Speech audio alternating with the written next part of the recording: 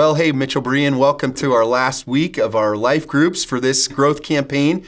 We're in our fall growth campaign called Be a Disciple, and we're looking at ways in which we can grow as followers of Jesus, recognizing that Jesus does call us to a life of growth. He calls us to follow him. And so we've been looking at the 4 chairs of discipleship. And in those 4 chairs, we've been asking these 2 key questions. Which chair are you in, and which chair do you need to move towards? This week, we're in our final attitude of these 8 different attitudes we've been looking at. The attitudes that allow us to grow as followers of Jesus. And so do we have those right attitudes? Our key verse this week is Matthew 5:10, says, "Blessed are those who are persecuted because of righteousness, for theirs is the kingdom of heaven." As disciples, as followers of Jesus, recognizing that we are really in that position where persecution is going to be part of the calling that Jesus calls us to.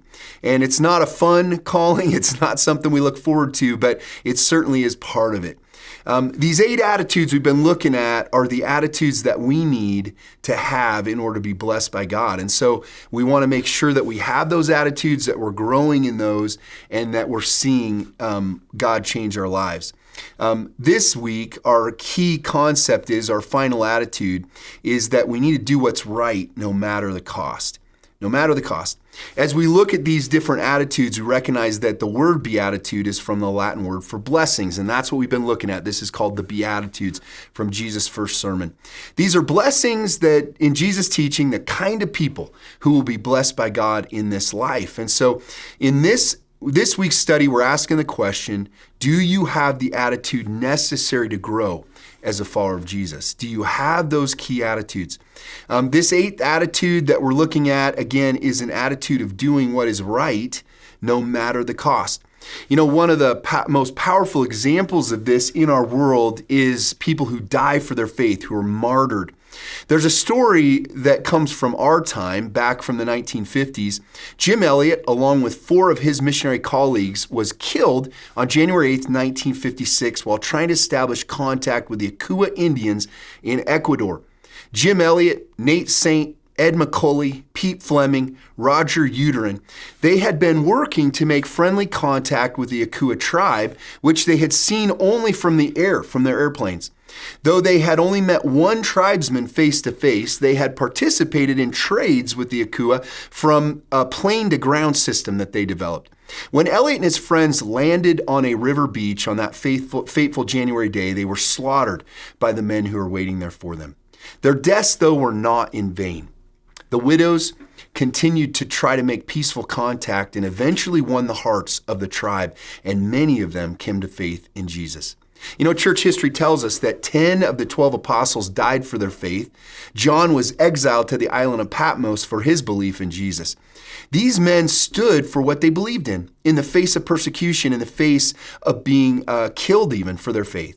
Jesus says that being persecuted in this life for doing what's right is a blessing. But how often do we see it as a negative? You know, when I was in junior high, I went to a Christian camp one summer, and I went with one of my friends named Dennis, who was a few years older than me. One day we went across the street from the camp to a gas station, kind of a convenience store. When I was in there with 2 of the boys, and one of them was my friend Dennis. We were looking around the store, and after a while we left. Well, when we got outside, my friend and this other boy began to pull candy out of their pants that they had stuffed down while we were in there. They stole this stuff, and I reacted to what I saw by saying, "Hey, you guys can't steal that stuff." Well, they immediately started attacking me. You know, "You're just jealous," they said, "and who are you to tell us what we can't do?" And unfortunately, I allowed them to intimidate me from turning them in for what they had done. You know, we got to grow in our commitment to do what's right, no matter the cost. And I get it. Following the rules for doing what's right's not always considered cool. It seems like the cool kids are out there doing whatever they want, you know, breaking the law and getting away with it. At least that's the perception. But the truth is, there's a cost to living that way. It may look like fun, but in the end, it results in a lack of blessing and really a lack of life. You know, recently, sadly, I heard that my friend passed away at the age of 52 from a heart attack. And unfortunately, my friend pretty much lived his whole life the way he was living it in junior high. True freedom comes by taking personal responsibility to do what's right. Doing what's right must be done no matter the cost. This kind of commitment will result in positive change in our world.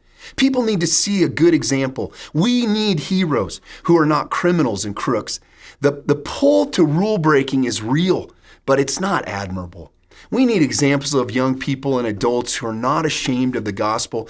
They're willing to stand for good, no matter what the cost is to them personally.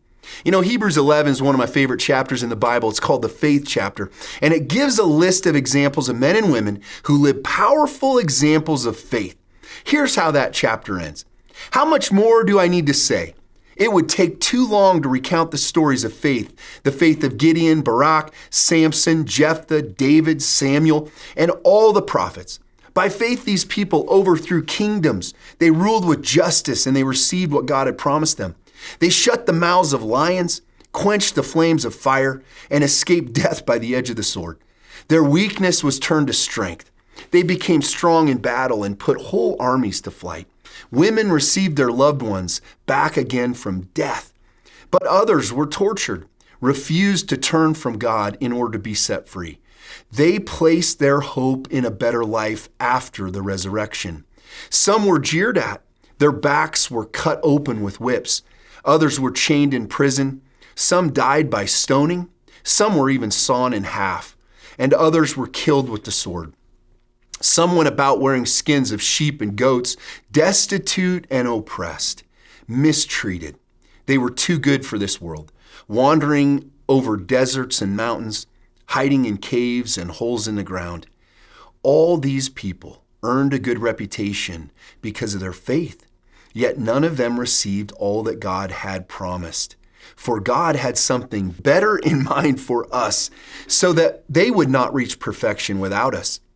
Will you be among the faithful? Will you take a stand for what is right, no matter the cost to you? Jesus makes it clear that sacrifice in this life will result in reward in the next. The world needs examples of good people willing to sacrifice to do what's right. Make no mistake, if you stand for God in this world, you will be persecuted. Count it a privilege, though, to suffer for doing good. My prayer for you this week is that you would have the strength to stand for what is right, even in the face of ridicule or persecution. May you have the resolve to be among those who would change the world for God. When you do that, you're really changing the world for good.